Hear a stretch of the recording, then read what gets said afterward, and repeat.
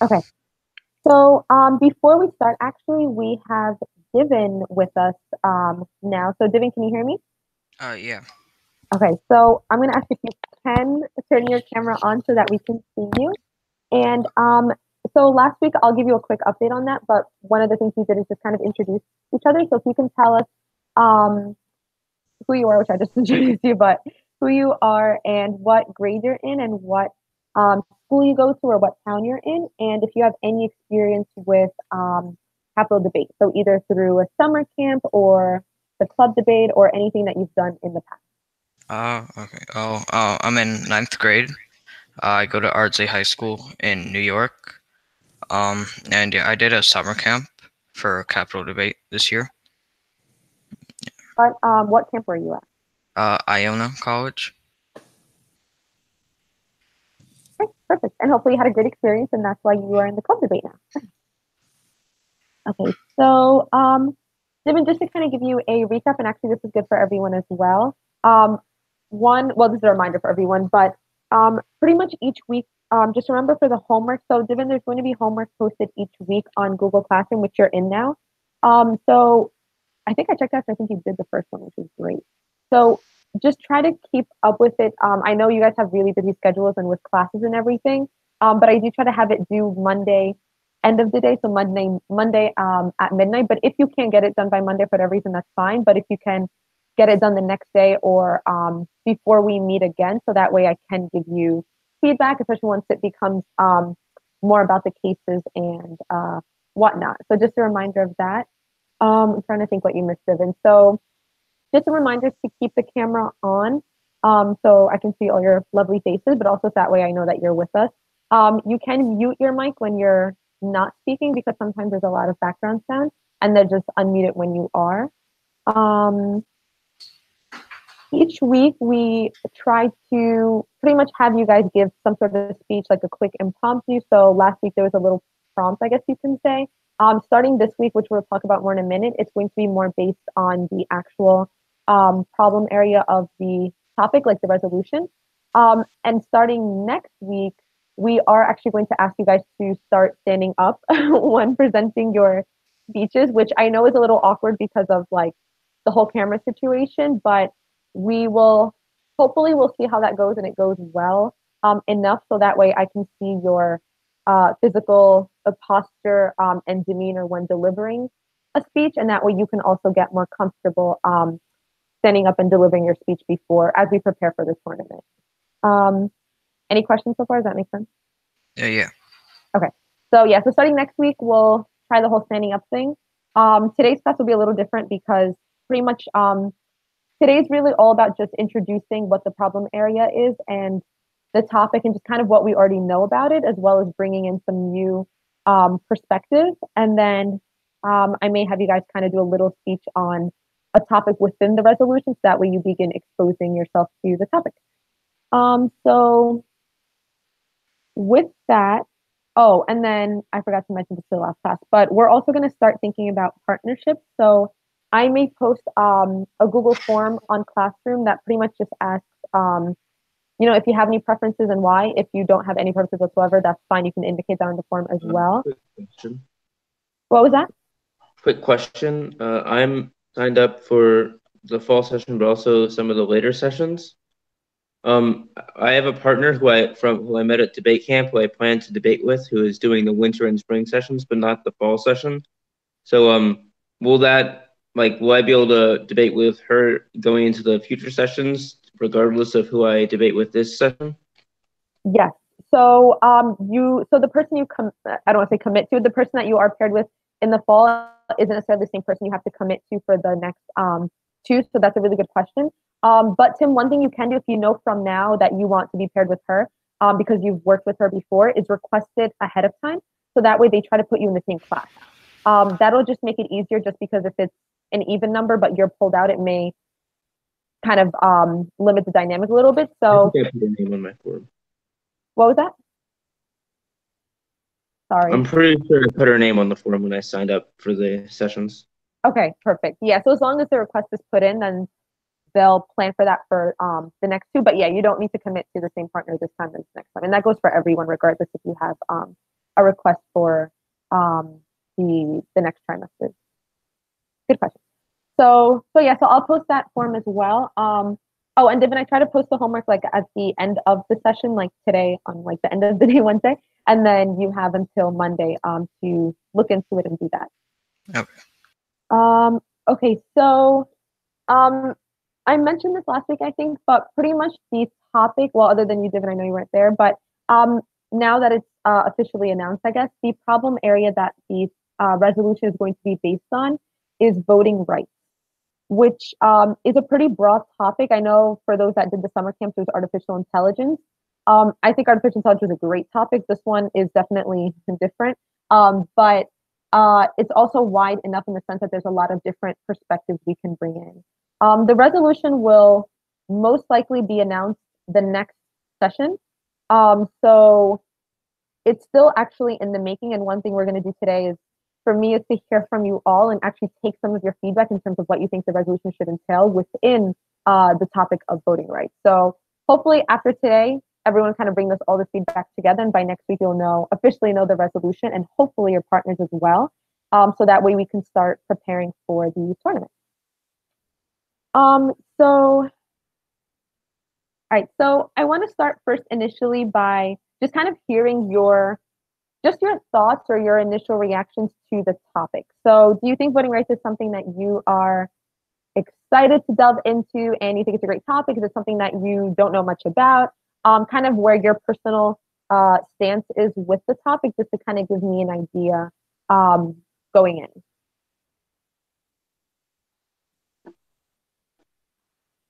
Anyone can jump in.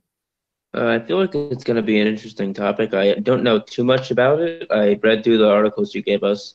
I've got a hunch that the resolution is probably going to have something to do with voting rights for Native Americans. Obviously, I have no solid evidence to prove that, but that's just my hunch, just looking at the topic. Mm-hmm.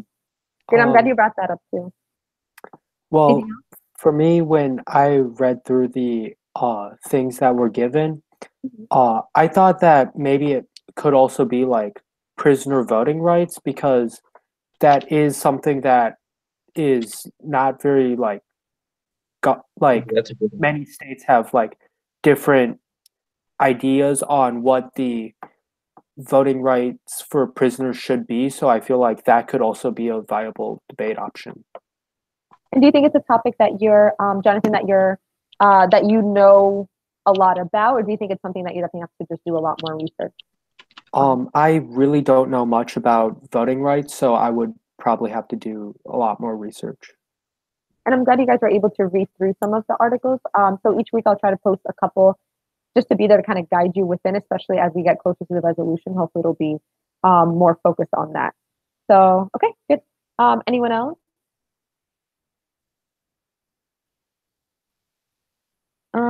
Divin, since you're the new guy, I'm gonna call a little bit on you.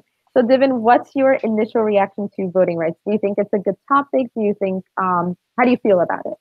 I don't know too much about it, so I don't really have a clear opinion on it, but I think it'll be interesting.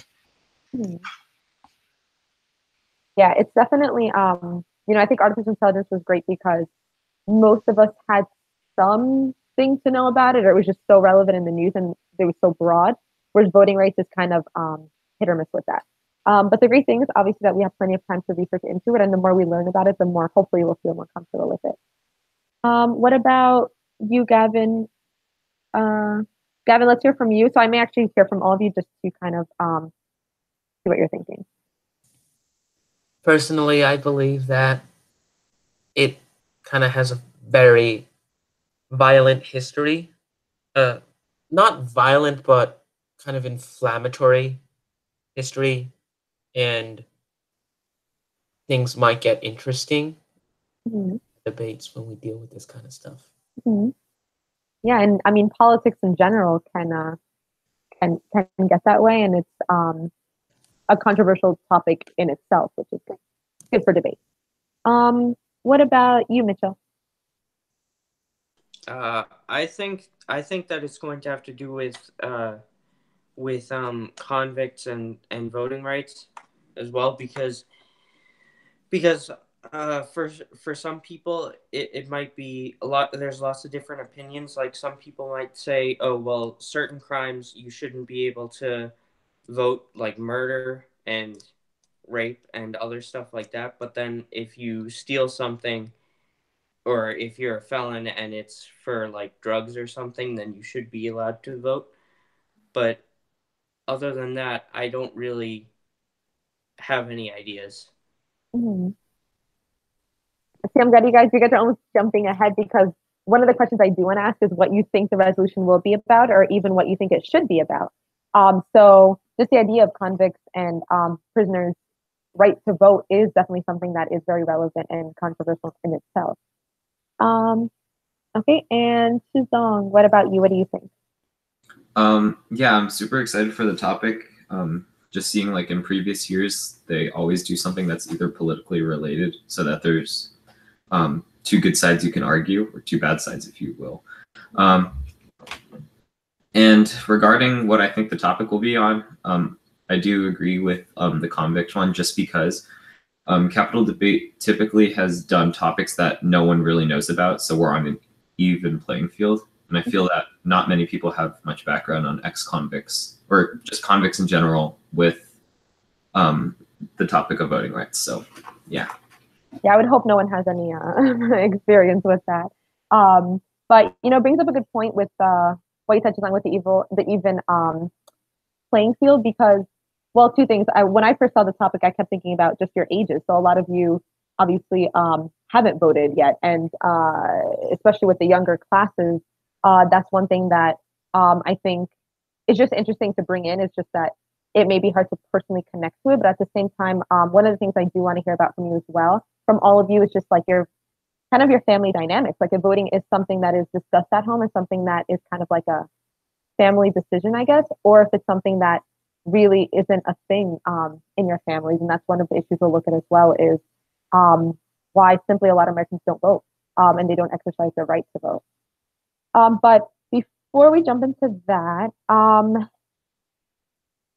I want to start first with and you guys kind of touched on this already, but any current events that you may be aware of, or something you may have heard of, or maybe somebody told you about that has to do with the topic of voting rights in general.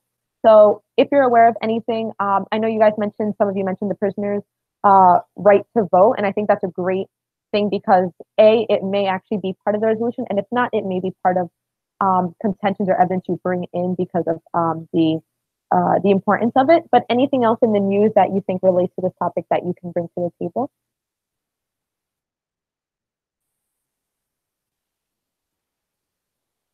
I really don't like to cold call. Well, just like in current political events, talking about like the system for voting, like there's people that have been dead who somehow magically vote, kind of. It might be a little too politicized just because of the current political environment, where people are throwing around like a bunch of people falsely voted, that kind of thing. Like it might be a little too political. Just a thought, though. Mm-hmm.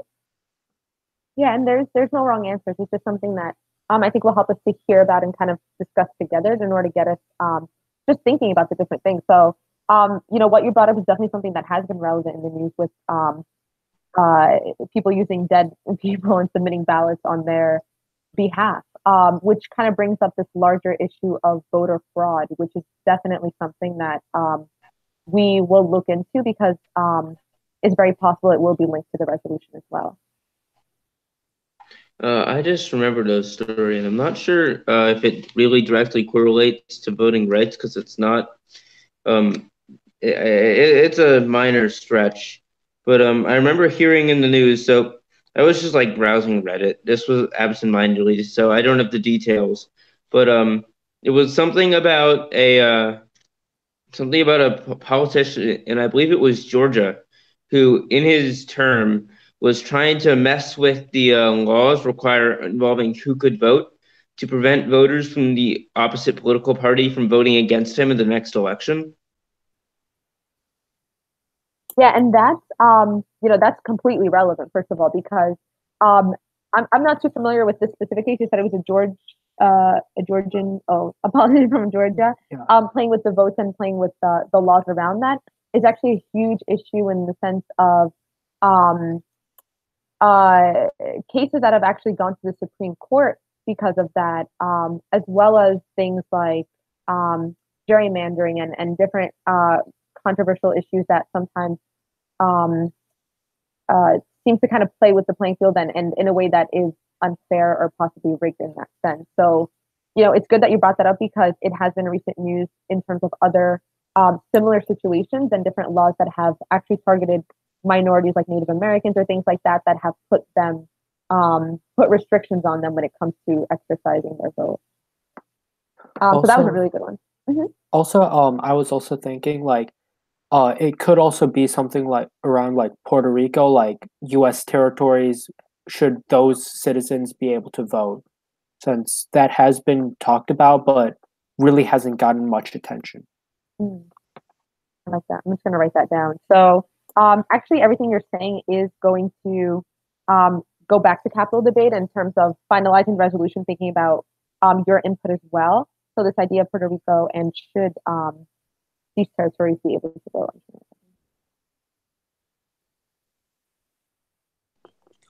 Okay, so on that note, actually, I kind of want to transition to the next prompt, I guess, which is what you think the resolution should be about. Or it doesn't necessarily have to be a hunch that you have that it may be about this, but knowing that it's going to revolve around voting rights, what do you think, based on just the controversial state that we're in, what the resolution should entail, and even something that you think the resolution shouldn't entail? So what are your thoughts about that? I really like what you said, Jonathan, and I definitely wrote that down. But anything else that you think should be that the resolution should be about when it comes to voting rights, or anything that you particularly think it shouldn't include? What do you guys think?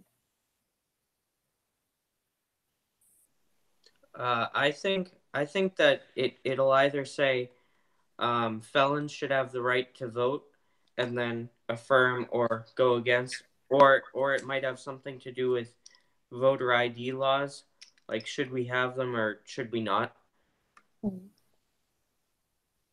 But yeah. I would definitely like to see a topic relating to voting rights for prisoners, especially because then you could probably relate that to a lot of ethical issues involving the current prison system as a whole. Yeah, I think you're absolutely right with that one. It just brings up a whole other issue in itself, which I think would be really interesting to see. What do you guys think about that? Do you think that, just kind of out of curiosity, do you think that that prisoners should be able to vote after completing their sentence, or do you think that's a right that should be stripped from them if they did certain crimes like murder or rape, or depending on what it is that they are charged on? The point of completing a prison sentence is to serve as punishment for a crime. Like we even say, do the time. Once you've done that time, you should be free of most constraints about revolving that crime, assuming those constraints are not things that would help you to do it again. Like I don't think someone who has murdered someone should be able to go out and get a gun, but they should definitely be able to exercise their civic duty as a citizen and vote. Yeah, that's a really good a good point to it, and the reason I just asked is because it's a controversial topic in its own, but it's interesting to hear the different perspectives on it. Anyone else? Let me see. Gavin, let's go to you. So, Gavin, what are you thinking in the sense of either what the resolution should entail or should not entail, or even you can just respond to anything that somebody brought up regarding U.S. territories' rights to vote, voter ID laws, or the ethical concern of prisoners' rights? Do you think that any of those should be part of the resolution, or do you think that it should focus on something else? Wait, you're muted.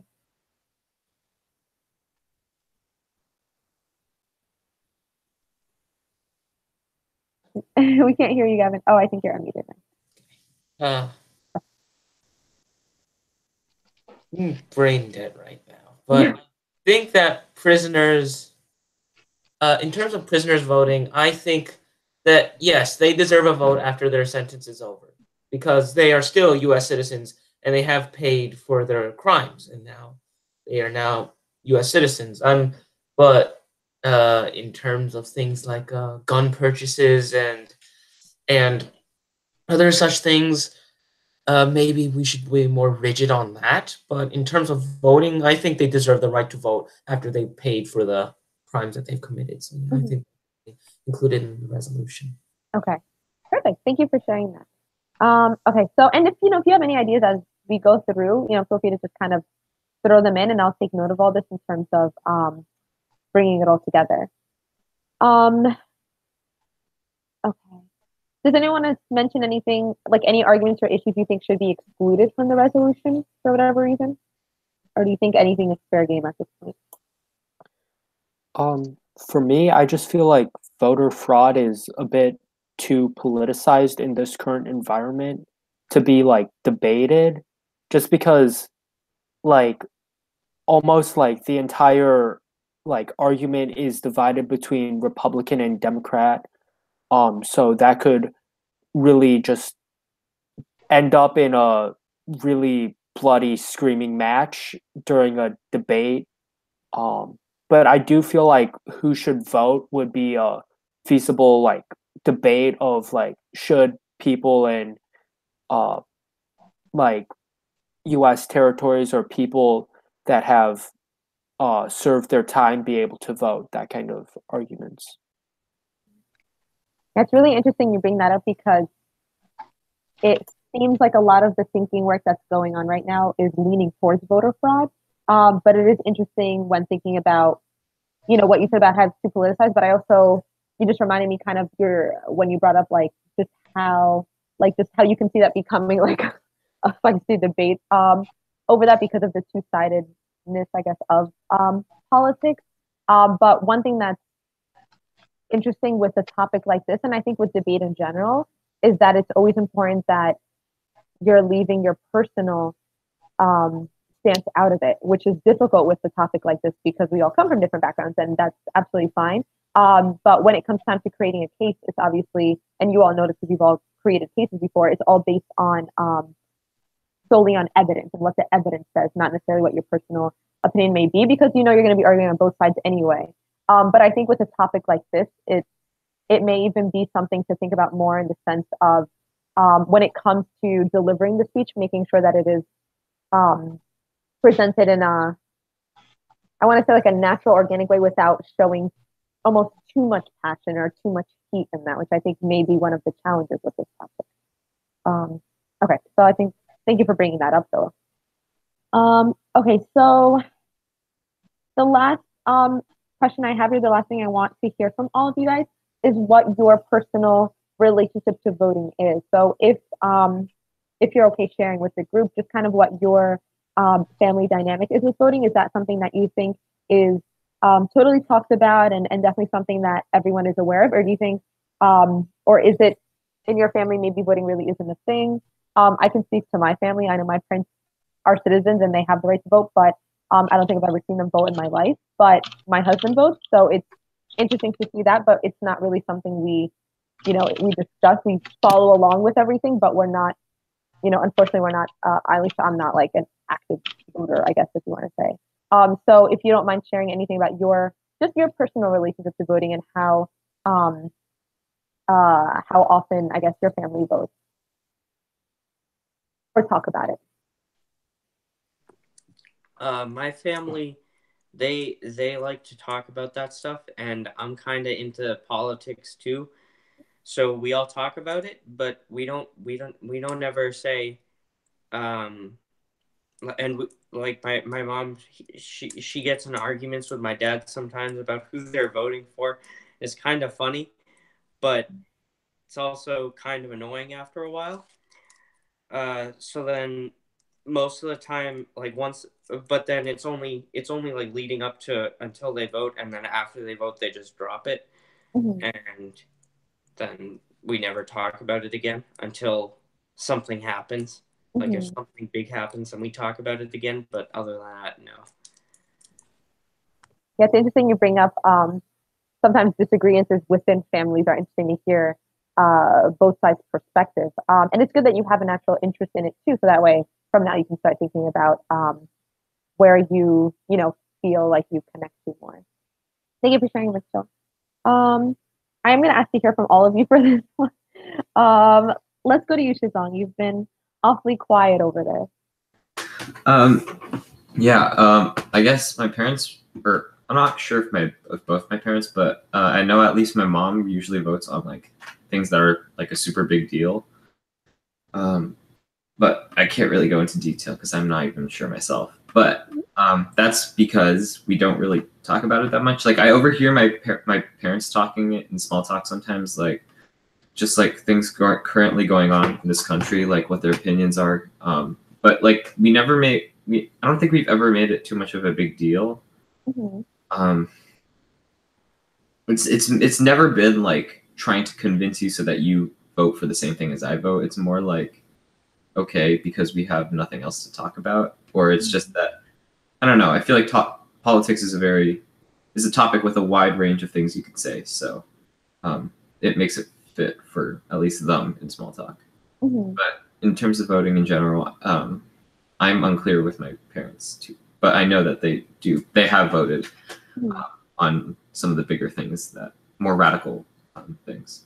And it's interesting you bring up how sometimes it's just like a small talk thing, because I feel like at least with the more recent election, it's like there's always something in the news, which it seems like there's always something to talk about. So it's interesting because I feel like just something I noticed that there's more open discussion in general that I've noticed in different environments.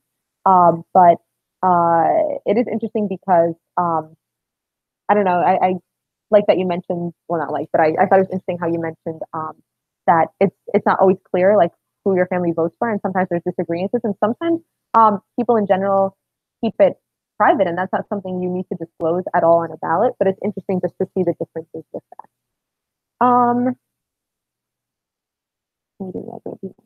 Divin, do you want to share what your relationship to voting is in your family a little bit? Yeah, well, I guess both my parents vote based on like we don't talk about it too much like in the house, but I guess it's just something that we do in terms of like what can benefit us. Yeah, no, that makes complete sense. Okay. Gavin, what about you? Hi. Hi, Gavin. We hear you now. I know.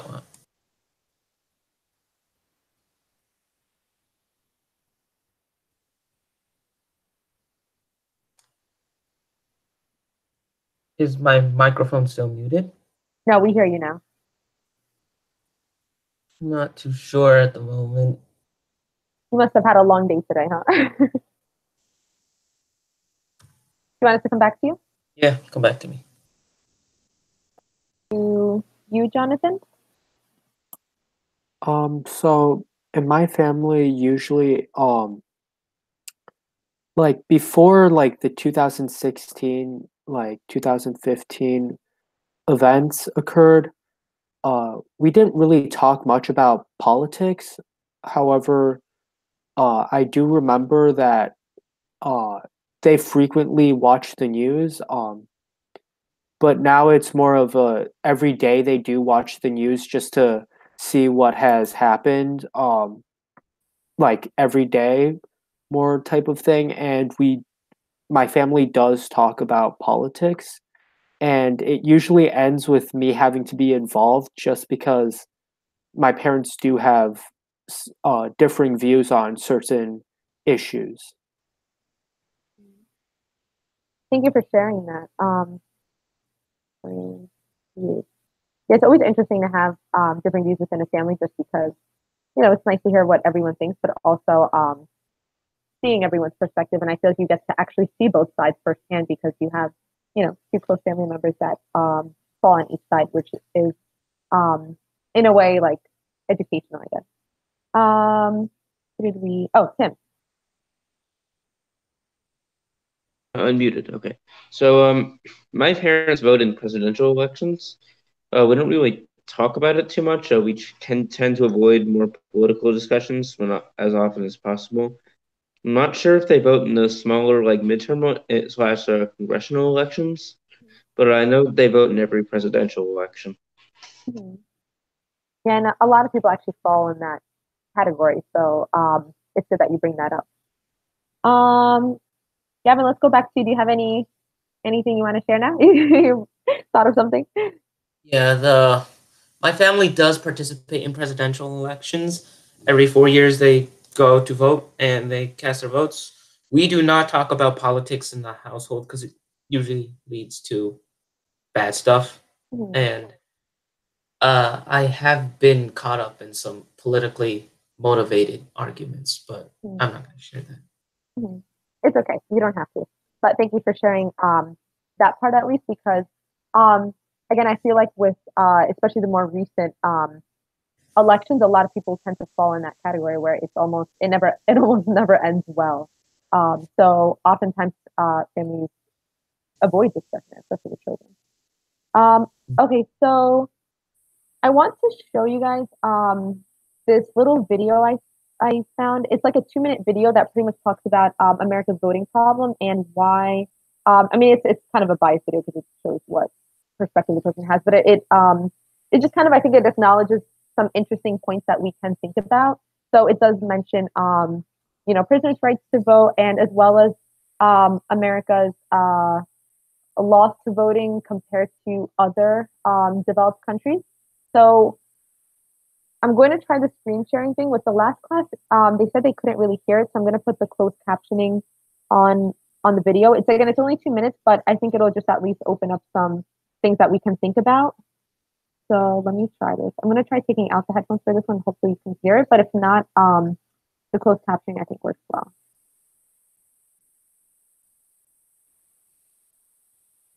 Can you guys see my screen now? It's not very zoomed in, but I can see it. How about now?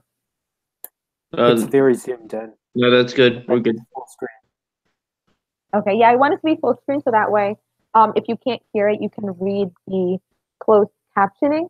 So again, it's just a 2-minute video, but hopefully it'll just bring in just some things to think about. Hopefully you can hear it. If not, again, just try to read through the caption.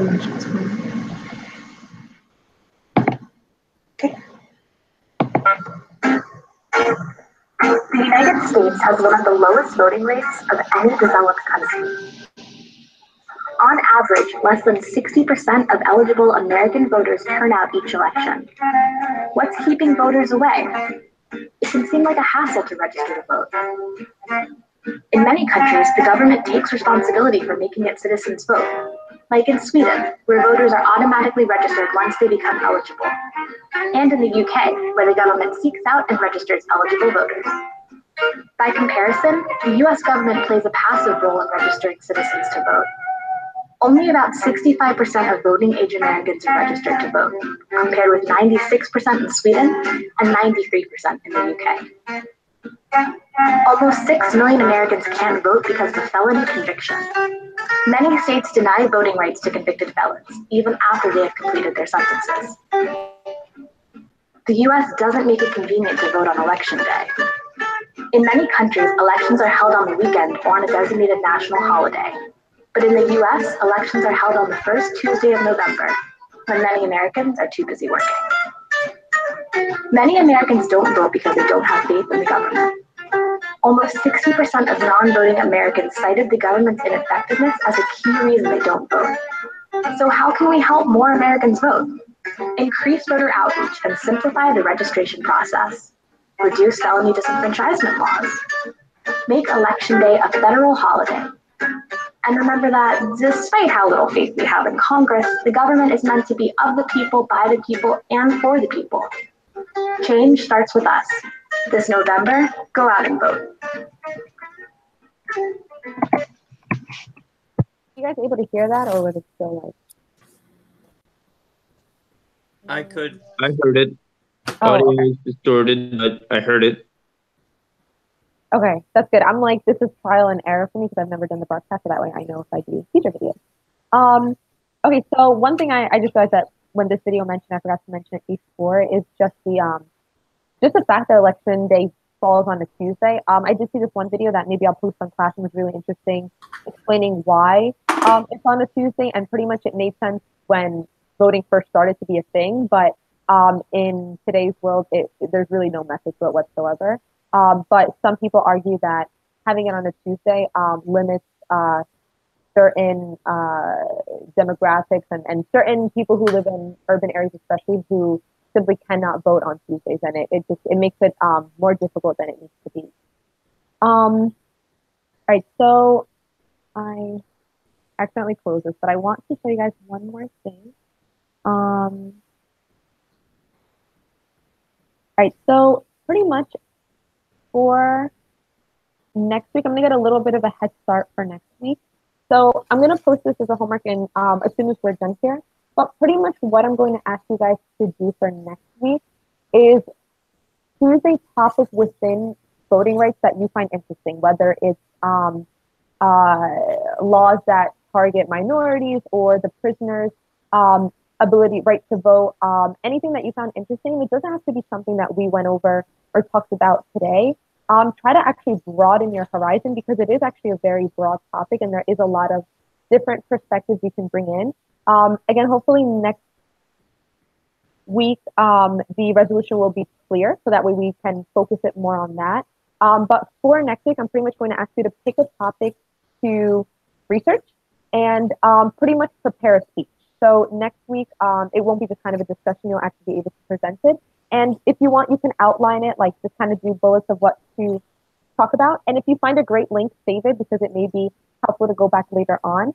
But pretty much for next week, we may start with that, but it won't be, it's not an argument type of speech, it's just an informational speech. So just kind of picking the topic and delivering what it is that you learned about that topic or found about that topic. So that way you're not only exposing yourself, but that way we can all listen into that as well. Any questions on that? How long do you want the speech to be? Oh, good question. So I want to say 3 minutes, but I may throw a curveball and make it 2 minutes next week, depending on what we have planned and how much time we have. So I would say play it to 2 to 3 minutes. And you know, it's okay for it to be semi-impromptu, as long as you have an idea of what it is that you want to talk about. So I'm going to post actually this on Classroom as well, to give you an idea of different topics you can look into. And since we still have about 10 minutes, I just want to kind of talk through some of these, because a lot of the stuff on here may be unfamiliar, which is good. I'm actually going to encourage you to research something that you've never heard of or may seem unfamiliar, so that way you, again, kind of gain a broader foundation of the topic, which will definitely help you when it comes to the debate tournament. All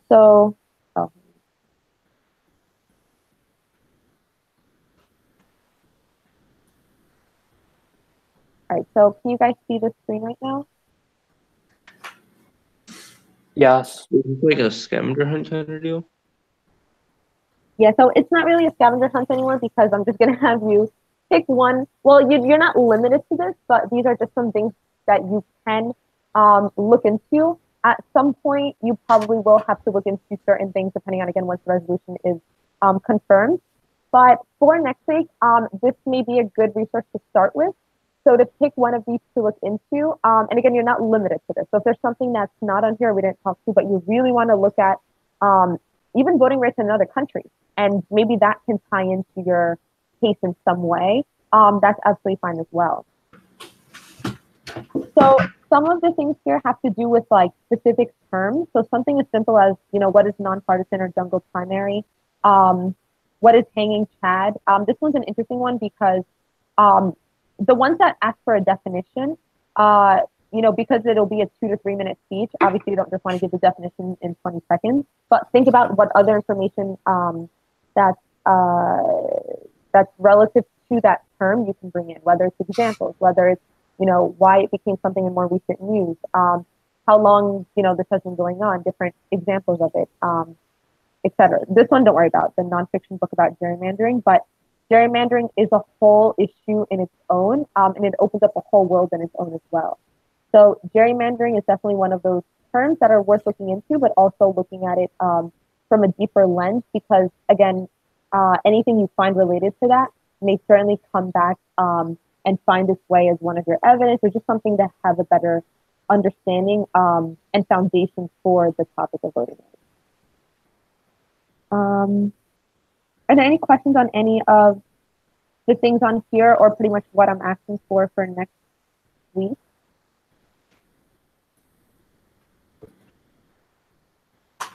I'm going to assume you guys are giving me thumbs up right now because I can't see. This one is interesting for 14 as well. One thing you can look into, and this is actually a debate in its own as well, is the electronic voting versus the written ballots, because there has been numerous cases of voter fraud that has to do with written ballots being sent in, either duplicated ballots or forging addresses. This is just different situations that you can look into voter fraud in general, but also looking at the risk of electronic voting and you know, how that plays into the issue as well. So you really have a lot of options to work here. This one's a good one too, because this is one that's still actually up in the air, but it has to do with a law that was passed that was seen to be unconstitutional because it targeted Native Americans especially. So for this one, it was about a law, I think in North Dakota, that pretty much said that for voter registration, you have to have a residential address. And for Native Americans, a lot of them don't have residential addresses. They live in reservations. So it seemed to target them, and they weren't able to vote because of that. So overall, it's a pretty wide topic, and there's definitely a lot to look into. So just kind of pick one that you think is interesting. And you're more than welcome, obviously, to read more and more and more as we go through. But for next week's speech, try to keep it focused on one topic specifically.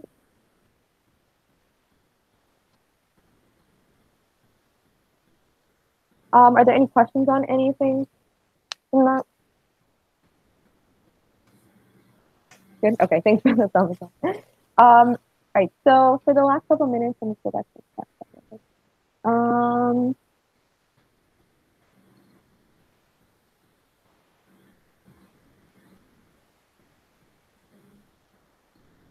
So what I had the last class do, but I'm not going to force you guys to do this, I pretty much had them all look through one example of voter fraud in the most recent election, because, like I said, it may be something that the resolution will move towards. Again, nothing is confirmed yet. We are going to take back the feedback that you guys have, as well as what everybody else is thinking, and hopefully confirm that for next week.